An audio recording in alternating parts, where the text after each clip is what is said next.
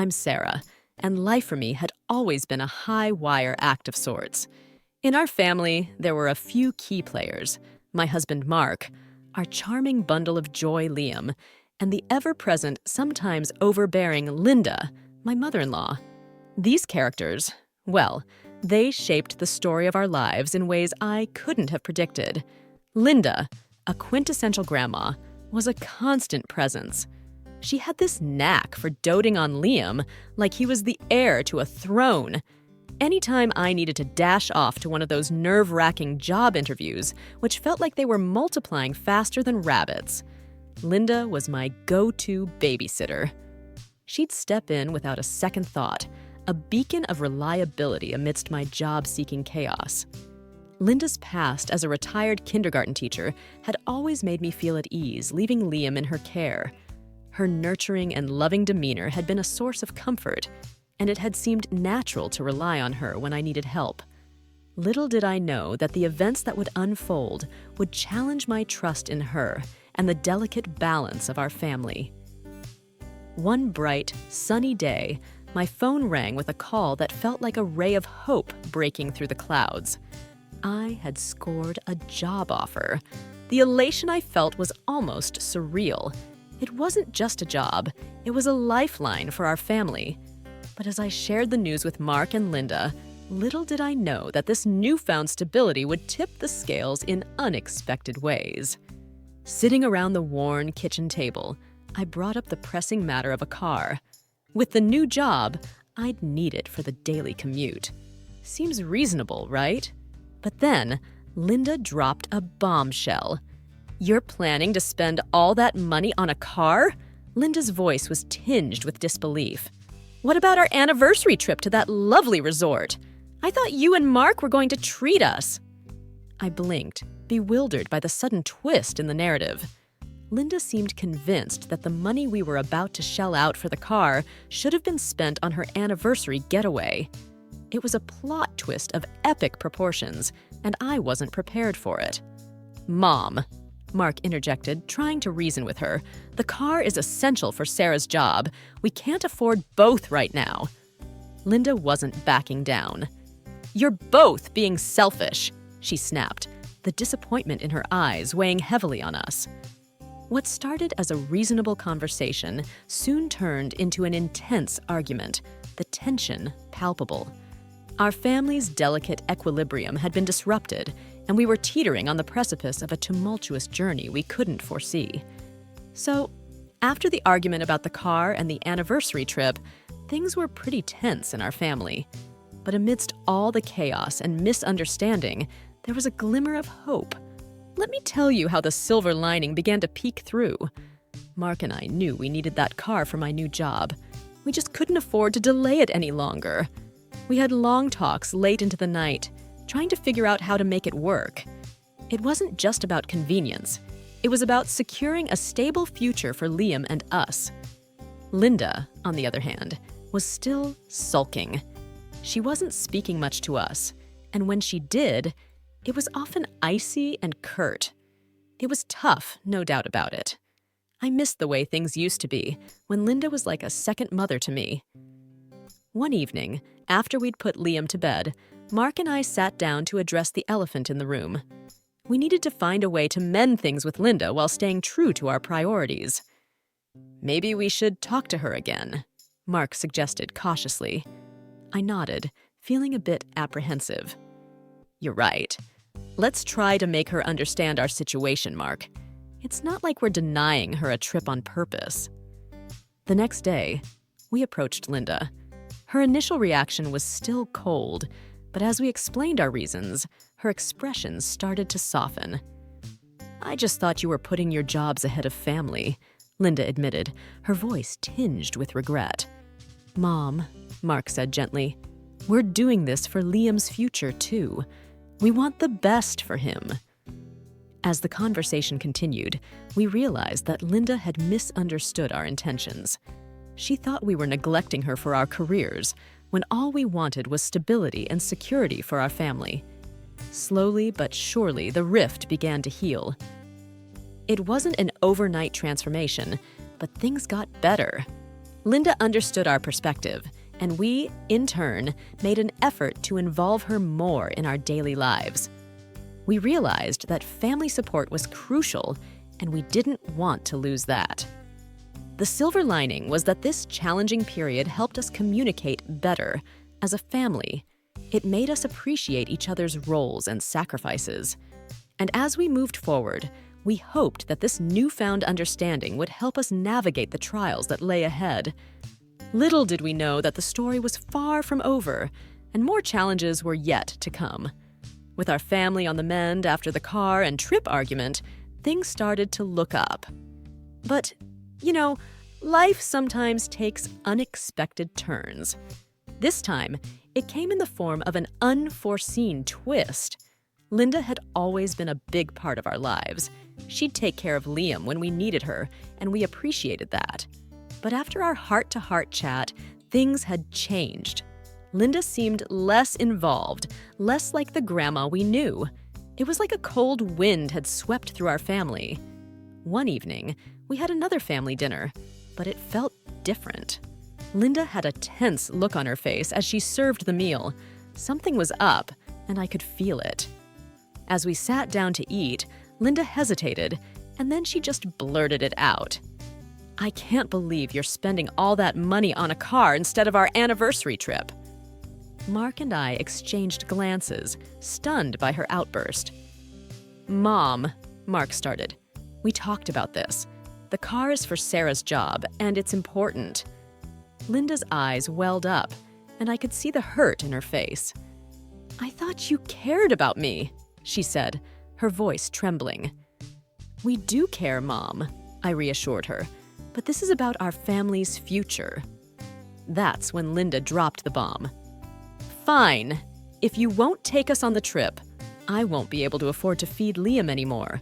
I won't have extra money for his lunches." I felt my heart sink. She was using Liam as a pawn in our argument, and it was the last thing I expected. I couldn't believe she'd stoop so low. Mark was furious. "You can't do that, Mom. Liam is your grandson. You can't just stop taking care of him." But Linda was adamant. "I have to make sacrifices too," she said, her eyes filled with resentment. That dinner was one of the most uncomfortable moments of my life. We finished our meal in silence, and as we left, the tension hung heavy in the air. It was shocking to see how far things had escalated. Linda, who had always been a loving grandma, was now using Liam as a bargaining chip in our family dispute. This wasn't the Linda we knew, and it left us reeling. The delicate balance we had tried so hard to restore had once again been thrown into disarray. After the shock of Linda threatening to stop feeding Liam, our family life took a dark turn. It was like a thread had been pulled, and everything began to unravel. Liam was just a child, innocent and unaware of the tensions between us and his grandma. He still looked forward to visiting Linda, but as the days passed, he came home hungry and upset. I couldn't believe she was actually going through with it. Mark and I knew we had to have another conversation with Linda. It was clear that things couldn't continue this way. So we invited her over for dinner, hoping to find a resolution. As we sat down at the table, the atmosphere was heavy with unspoken tension. We didn't want to argue, but we couldn't let Linda's actions continue either. "Mom," Mark began cautiously, "we need to talk about Liam. He's hungry when he comes home, and it's not fair to him."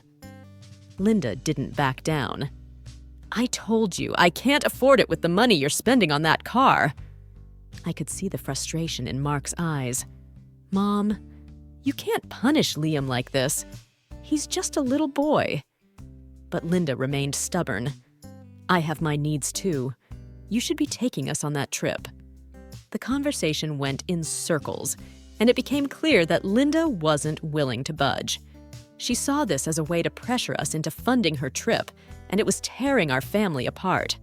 We left that dinner with heavy hearts, knowing that we had to protect Liam from this toxic situation. We decided not to take him to visit Linda anymore until this was resolved. It was a difficult decision, but we couldn't let our son be used as a pawn in this battle. Our family was unraveling, and we needed to find a way to put it back together. As days turned into weeks, our family remained at an impasse. The decision to stop taking Liam to visit Linda was one of the hardest choices we'd ever made. Liam, at such a tender age, didn't understand the intricacies of the conflict. He missed spending time with his grandma and kept asking when we were going to visit her again. It broke my heart to see him so confused and hurt. Mark and I would sit down and discuss our options late into the night, trying to find a solution. We knew that keeping Liam away from Linda was causing him pain, but we couldn't let her continue using him as a pawn. One evening, as Liam played with his toys, I looked at Mark with tear-filled eyes. I hate that we're doing this to him, but we can't let her manipulate us with his well-being. Mark nodded, his expression heavy with sadness. I know, Sarah. It's tearing me apart too, but we have to protect our son. And so, we continued to keep Liam away from Linda. It was an agonizing decision, but we hoped that it would force Linda to reconsider her actions. We were determined to make her understand that we couldn't be blackmailed into funding her trip. Weeks turned into months, and our communication with Linda remained sparse. The pain of not having her in our lives was immense, but we held firm in our belief that this was the only way to resolve the conflict. We hoped that eventually, Linda would come to see the error of her ways, and we could rebuild our family's trust. Little did we know that the next chapter in our story would bring an unexpected turn, one that would take place at Linda's anniversary party and would have repercussions we couldn't have predicted. Months had passed since we made the painful decision to keep Liam away from Linda. Our family remained divided, and it was clear that the rift was not going to heal easily. But as Linda's anniversary party approached, we had no idea just how significant that event would become. We debated whether or not to attend, but Mark felt it was important to show that we still cared about Linda, even though we disagreed with her actions. So, with mixed feelings, we decided to go. The party was a grand affair, filled with friends and family, all celebrating Linda's anniversary. The atmosphere was cheerful, but the tension between us was palpable. As the evening wore on, I noticed Linda watching us closely, her eyes filled with a mix of longing and resentment. It was as though she expected us to make amends by offering to fund her trip. I had had enough of the charade, and I decided it was time to make a statement. I took a plate of food and, without saying a word, I shared it with Liam. It was a small but deliberate act, and it spoke volumes. Other guests at the party began to notice and started asking questions. "Why is Liam eating separately?" one of Linda's friends inquired. I took a deep breath and decided it was time to tell the truth. Liam was going hungry because we couldn't afford his lunches after buying a car for my job. Linda thought we should have used that money for her anniversary trip. The shock on their faces was evident, and whispers began to spread throughout the room. Linda's attempt to manipulate us had been exposed, and the guests were not pleased. Linda tried to defend herself, but it was clear that her actions had crossed a line. The party atmosphere soured, and we left shortly after, with our heads held high. That night marked a turning point. We had stood up for ourselves and for Liam, and we had let the truth be known. It was a defiant act, one that would change the course of our relationship with Linda forever. In the aftermath of the party, we decided to cut ties with Linda altogether. The chapter of our lives that had revolved around her had come to an end, and we were ready to move forward as a family, free from manipulation and deceit. Months had passed since the painful rift between us and Linda. The decision to keep Liam away from his beloved grandma had weighed on our hearts every single day. Yet, as Liam's longing for her grew more palpable, Mark and I found ourselves reconsidering our stance. Liam would often ask about his grandma, wondering why we hadn't been to visit her. It was heart-wrenching to see him miss her so much. One evening, as he clutched his favorite stuffed animal, he looked up at us with big, questioning eyes. "Mama, Dada, when are we going to see Grandma again?" His innocent inquiry tugged at our heartstrings. Mark glanced at me, his expression filled with concern. It was a question we couldn't ignore any longer. "Sarah," he whispered, "maybe it's time to think about reconnecting with Linda." I hesitated, the memories of the pain Linda had caused us still fresh in my mind. But deep down, I knew that we couldn't keep Liam away from his grandma forever.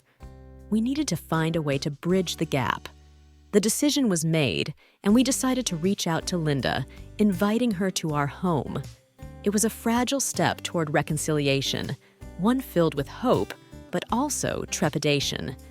The day Linda came to visit, the air was thick with unresolved tension. As she entered our home, the awkwardness hung like a cloud, a stark contrast to the warm embraces that used to define our family gatherings. We exchanged polite greetings, but the weight of our past conflicts hung between us like an invisible barrier. As we settled in the living room, the silence felt suffocating. Over cups of tea, we finally began to talk. Mark and I shared our reasons for keeping Liam away and the pain it had caused us. Linda, for the first time, listened without interruption, her eyes filled with regret. "I never meant to hurt Liam," she admitted, her voice trembling. "I let my desire for that trip blind me to everything else." We took a deep breath and told Linda how important it was for us to protect our son from emotional manipulation. We made it clear that we wanted her to be a part of Liam's life, but on terms that respected our family's well-being.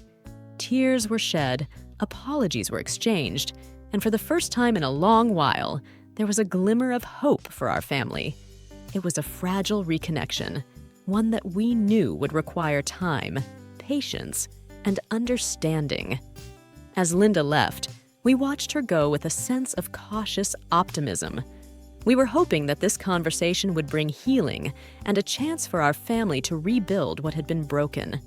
Our attempts to rebuild a connection with Linda had been a delicate process, but there was an elephant in the room that neither Mark nor I had expected to address so soon: Linda's unresolved desire for the missed anniversary trip.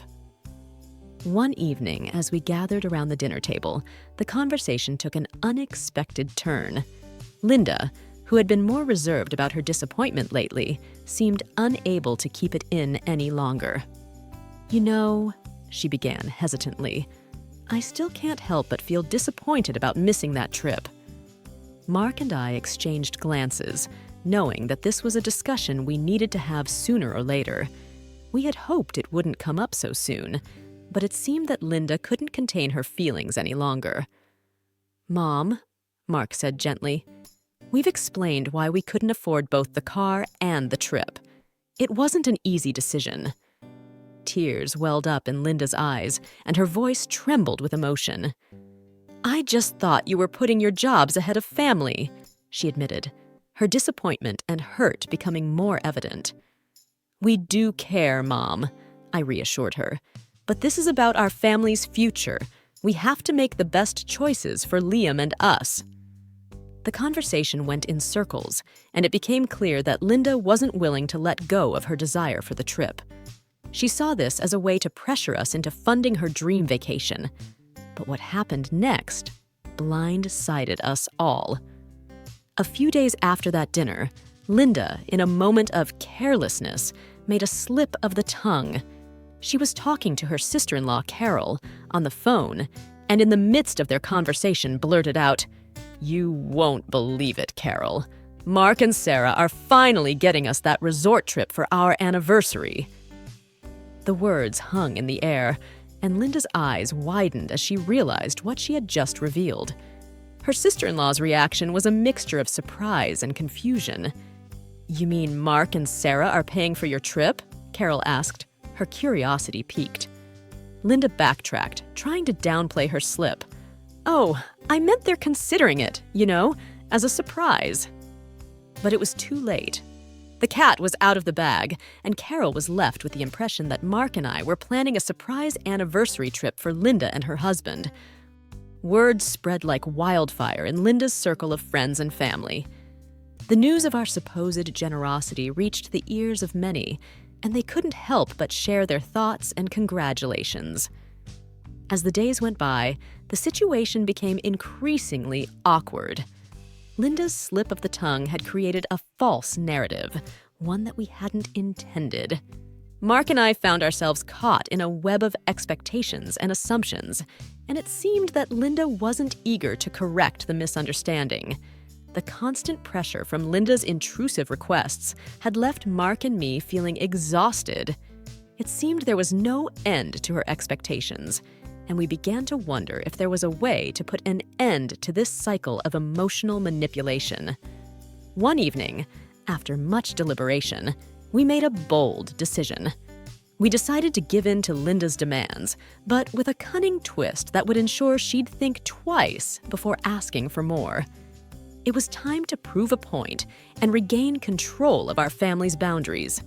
In a move designed to both appease and discourage, we selected a trip for Linda and her husband. It was the most inexpensive option we could find, a journey to a destination so obscure that it was challenging to locate on a map. To make our scheme foolproof, we ensured that the place had no internet access. The day we presented the itinerary to Linda and her husband, their faces lit up with anticipation. They believed it was the extravagant getaway they had been dreaming of. With excitement in their eyes, they eagerly examined the flight details and accommodations we had arranged. Unbeknownst to them, the remote destination was intentionally chosen to be off the grid. Once they arrived, they would be disconnected from the online world, with no means to contact us. To seal the deal, we turned off our cell phones, ensuring there would be no way for Linda to voice her complaints or demands. As Linda and her husband embarked on their adventure, they were blissfully unaware of our crafty plan. Their vacation was indeed memorable, but not in the way they had anticipated. In the aftermath of these events, Linda stopped contacting us, and we had no intention of following her lead and giving in to her emotional manipulation. We had made our point and regained control of the boundaries that were essential for our family's well-being.